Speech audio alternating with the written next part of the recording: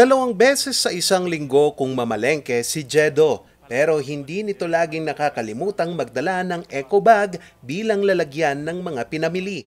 Palagi kami nire-remind ng parents namin na magdala ng eco bag kasi talaga nakakatulong yun sa mas lalo na pag limited yung budget namin. Si Nanay Ella naman, para makatipid, nilalabhan ang mga eco bag para muling magamit. Sayang, kasi magagamit pa.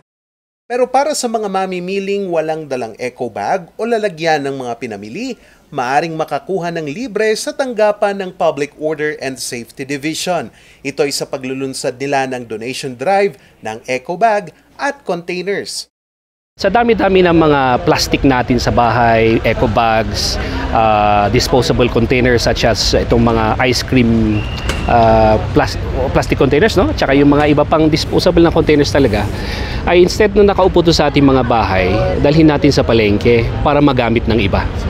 And cycle po sana yon na practice ng karamihan sa atin. Ayon sa POSD, magandang paraan din ito para mabawasan ang paggamit ng plastic. Mayroon din silang alok na plastic containers para maging lalagyan ng mga wet goods gaya ng isda, karne at iba pa. Sometimes, wala naman sa plano natin na mamalengke. So, ang solution natin dyan is itong movement nito, itong programang ito. So, diretso lang po kayo sa mga depository sites at humingi po tayo doon ng libre. Paglilinaw ng POSD, hindi naman nila nais tanggalan ng kabuhayan ang mga nagbebenta ng eco bag o lalagyan, kundi para lang makatulong sa kalikasan. Hinikayat din nila ang iba pa na mag-donate ng mga hindi na nagagamit na containers at eco bags para may magamit din ang iba. Sa kanilang tanggapan, dagsa ang mga kumukuha ng eco bag.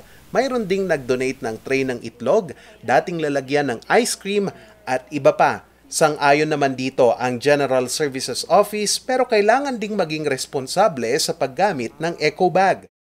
Usually kung bumili ka ng eco bag, minsan pag linagyan mo ng mga fish, the tendency of the Filipino pagkatapos ng itapon din eh. Okay lang kung yung mga tao lalabhan nila para magamit uli. Sa Baguio City, pinapairal pa rin ang Ordinance No. 35 Series of 2017 o Plastic at Styrofoam Free Baguio Ordinance. Dito, ipinagbabawal ang paggamit ng plastic bag o styrofoam ng mga iba't ibang establishmento. Sa unang paglabag, bibigyan ang mga establishmento ng paalala o agad ipapasara kapag walang business permit. 1,000 pisong multa sa ikalawang paglabag habang 3,000 pisong multa at 8 oras na community service sa ikatlong paglabag. Multang 5,000 pesos naman sa ika-4 na paglabag at suspension ng business permit sa loob ng 6 na buwan. Non-renewal ng business permit at agad na pagpapasara ng establishmento ang parusa sa mga susunod na paglabag. Charles Nicolimon para sa Luzon Headlines.